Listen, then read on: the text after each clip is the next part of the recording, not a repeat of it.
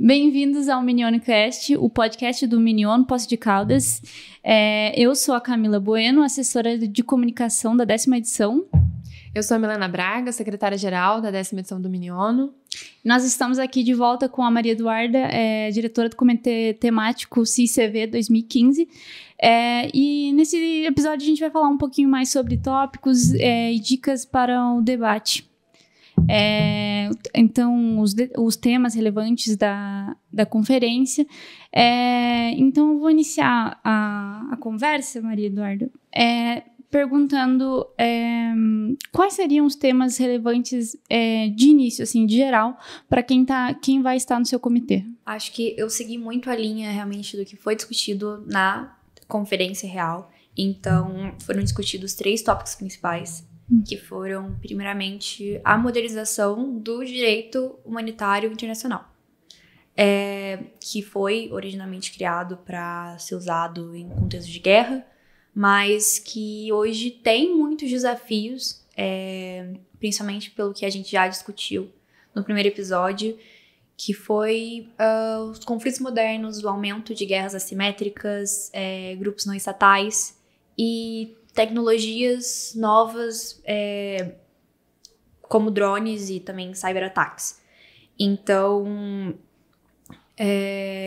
o direito internacional humanitário, ele precisa passar por uma atualização dos tópicos e dos protocolos. O último protocolo que aconteceu das Convenções de Genebra e foi em 1977. Então, faz muito tempo.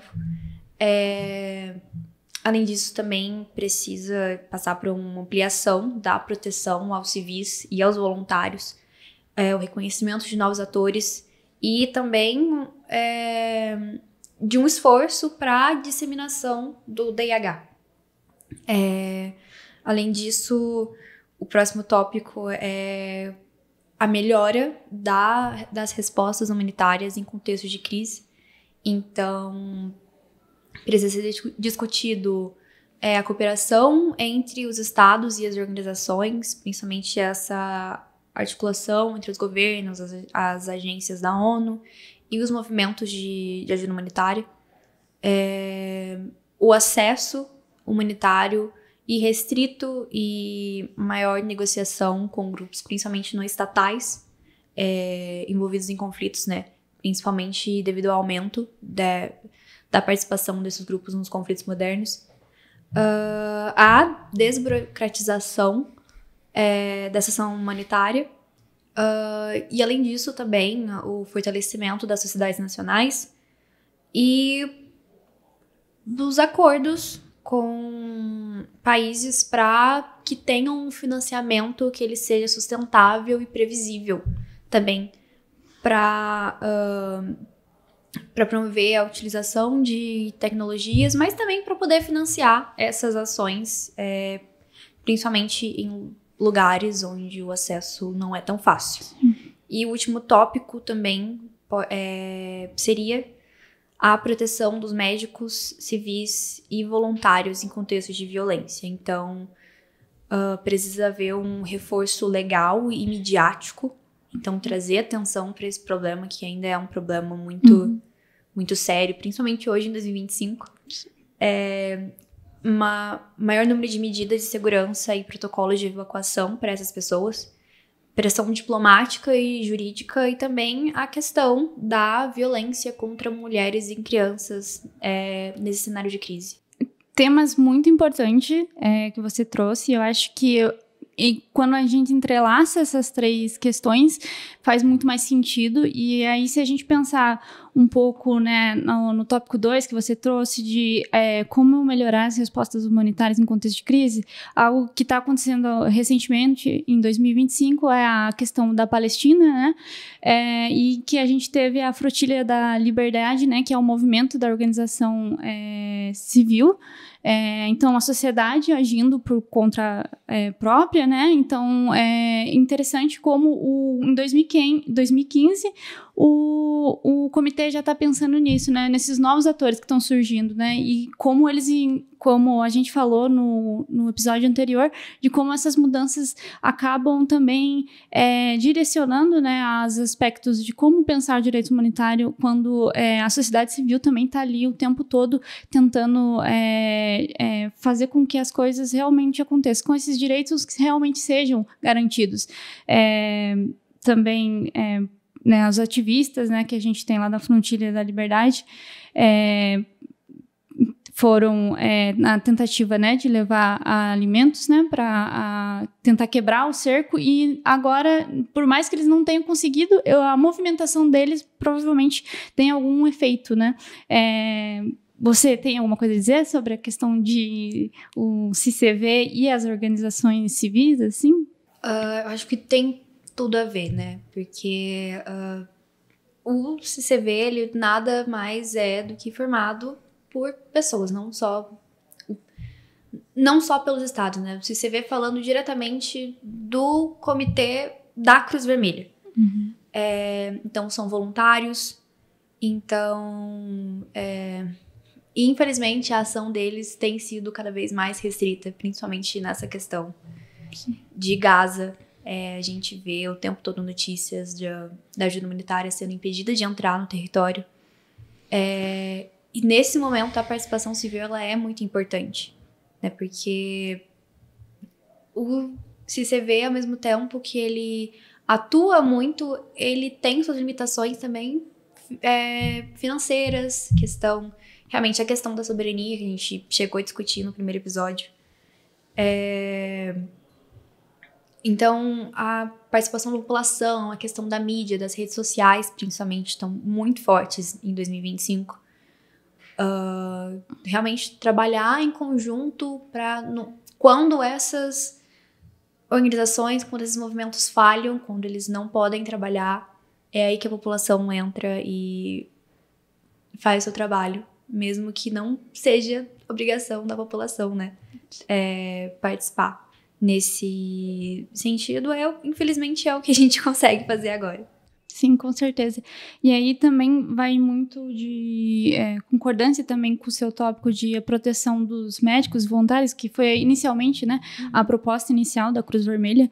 E o que traz também a gente pensar, né, quando a gente pensa em conflito, é muito mais pensando em armamento bélico, e a gente não pensa o de trás, né, que existe né, os corredores humanitários, na verdade, a necessidade de se faça corredores humanitários, porque existem crianças, mulheres, pessoas que não estão diretamente relacionadas com a guerra, então isso é muito necessário, e o CCV com certeza, ainda mais no ano que se passa, né, o CCV dessa 10ª edição de 2015 é muito importante para a gente ver o outro lado do conflito, o outro lado da guerra.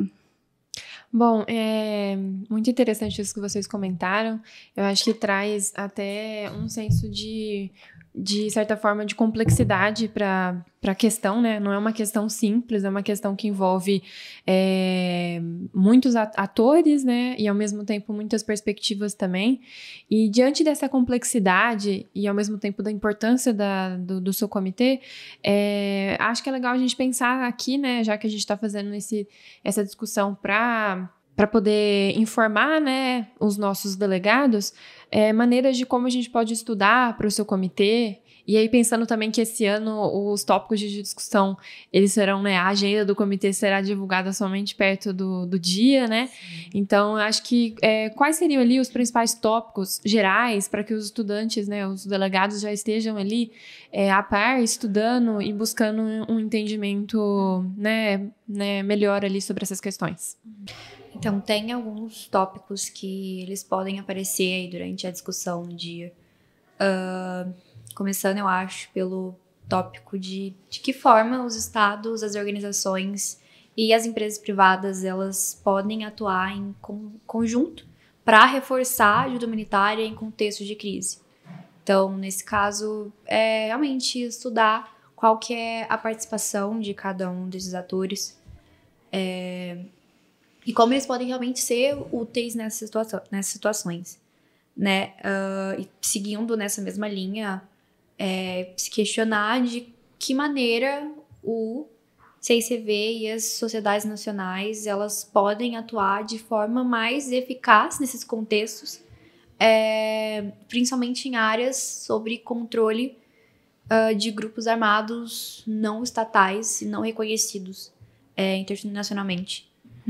Que também é uma questão muito delicada, mas que deve ser discutida também, né? Então,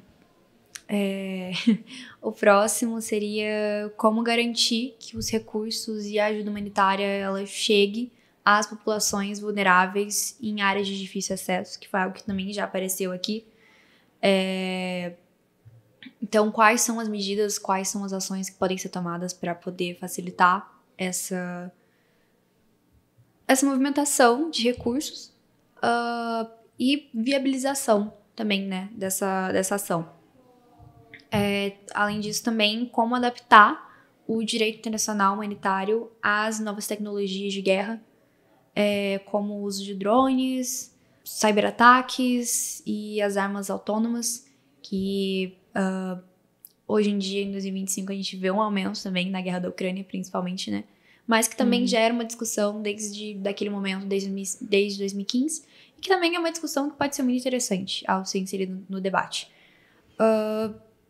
Então, o próximo é como incorporar as perspectivas das mulheres na formação e execução das ações humanitárias. Então, realmente pensar onde as mulheres estão inseridas, onde elas não estão inseridas e como isso afeta elas próprias, né? Aí mudando um pouco o sentido e para a questão de como coordenar a assistência humanitária em crises migratórias, que também era um tópico em grande ascensão lá em 2015. Enfim, a crise migratória da Síria também é um tópico bem importante para ser discutido. E também como o movimento ele pode auxiliar na reconstrução e na autossuficiência das comunidades afetadas, não só por conflitos, mas também por crises ambientais, crises migratórias, epidemias. E por fim, também como assegurar a neutralidade e a imparcialidade da ajuda humanitária em contextos politicamente polarizados, né? Que também acaba sendo um tópico importante e atual, que também vai ser muito interessante se for inserido no debate. Muito legal, Maria Eduarda. São questões bem, de certa forma, amplas, mas também específicas em alguns aspectos, né? E que eu acho que vai ser elas vão ser muito pertinentes para ajudar o direcionamento dos estudos, né? Dos nossos delegados. Lembrando também que essas questões, elas também estão nos guias, né? Nos guias de estudo, que a gente vai falar. Inclusive, falando em guia de estudo, gostaria de perguntar, né? Quais são as fontes que você recomenda para que os estudantes se aprofundem nesses tópicos que você acabou de comentar, inclusive no guia de estudo. Como você falou, no próprio guia de estudos, né, que vai ser disponibilizado no nosso blog, vai ter muitas informações relevantes para serem estudadas, também uma aprofundação ali na questão do tema, no que é o comitê. Então, é uma fonte de estudo muito importante. Mas também os dossiês, que também vão ser disponibilizados no site, e os posts, que vão sair tanto no blog quanto no Instagram, com muitas informações que podem ser relevantes para serem usadas durante o debate. Mas, além disso, também artigos que o próprio site da Cruz Vermelha tem. Muitos artigos, ele tem uma biblioteca própria, então com muita coisa interessante. Se você pesquisar, tem coisas de outras reuniões, coisas sobre ações que eles fizeram, sobre temas específicos, sobre direitos humanos, sobre o próprio DIH, sobre as convenções de Genebra. Então, muita coisa mesmo. E também de outras organizações de direitos humanos, né, que atuam em conjunto e que também tem informações muito relevantes. Mas por fim, também a questão das notícias, né? Jornais, tanto brasileiros quanto internacionais. Então, procurar pesquisar e entender principalmente como o movimento atua quais são os empecilhos para a ação, onde a Cruz Vermelha estava atuando nesse momento de 2015 e também nos anos anteriores, e quais eram os países e a sua participação nesse contexto de crise. Não, sim, e inclusive somado a isso, eu acredito que os delegados podem encontrar também documentários, né, sobre principalmente os conflitos, e ali dentro desses documentários de entender ali o papel da ajuda humanitária, né, alguns filmes também, né, a gente até estava comentando sobre aquele filme Até o Último Homem, né, que não sei se você já assistiu. Já é um filme muito bom, inclusive, para essa questão, né? Para trazer essa discussão sobre a sensibilização, né? Sobre a questão humanitária, né? Ele se recusar ali a pegar em uma arma ao ser convocado ao ser alistado para a Segunda Guerra Mundial, né? É uma decisão que envolve uma questão interior dele, mas que diz muito sobre como essa ajuda, muitas vezes, como essa ajuda, ela precisa ser pensada nesses contextos, porque se não for pensada, traz ali, de certa forma, instabilidade, né, pro contexto. Então, eu acho que é uma indicação muito boa também, além desses recursos, esses documentários, né, e esse filme também, eu acho muito interessante também. E pensando nisso, você diria assim, quais seriam os assuntos ou os temas que os delegados devem se concentrar nessa etapa? Então, a partir disso, a partir desses temas, a partir dessas recomendações, quais seriam então, o que eles precisam se concentrar para poder estudar? Como estudar, né? Qual seria esse processo, sabe? Eu acredito que o primeiro ponto que eles devem estudar é sobre a sua delegação, né? A posição da sua delegação. É uma organização? É um país que financia? É um país neutro? É um país frágil? Esse é o primeiro ponto muito importante para que o debate seja produtivo.